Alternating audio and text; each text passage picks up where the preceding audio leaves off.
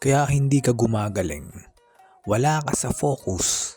Ganun lang kasimple yun. Hindi mo na kailangan tanungin ang buong mundo. Hindi mo na kailangan manisi ng kung sino-sino. Hindi mo na kailangan magtaka ba't ganyan ka pa rin hanggang ngayon. Wala ka sa focus.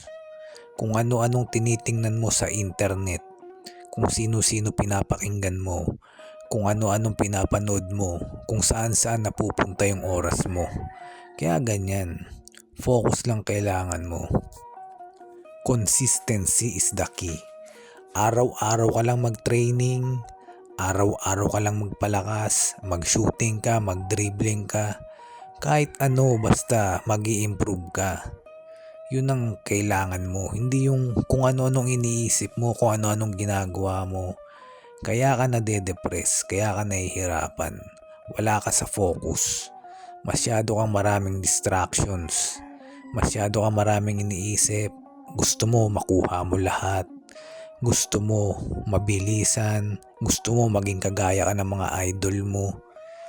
Wala ka dapat pakialam sa kanila. Ang pakialaman mo lang yung sarili mo. Mag-focus ka sa training mo.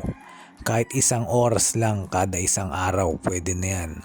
Mag-shooting ka, mag-dribbling ka, mag-push up ka, jumping rope ka, mag-sprint ka. Ganun lang kasimple yun.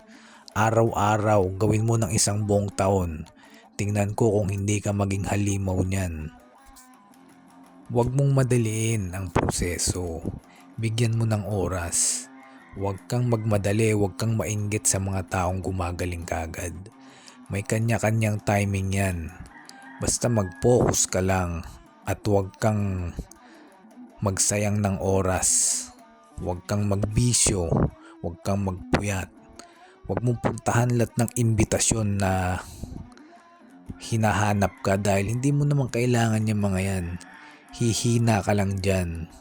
Mag-focus ka sa paggaling araw-araw. Huwag mong isipin yung resulta. Darating yan ng kusa. Ganun lang kasimple.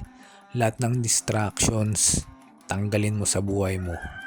Makikita mo kung gaano ka kalakas.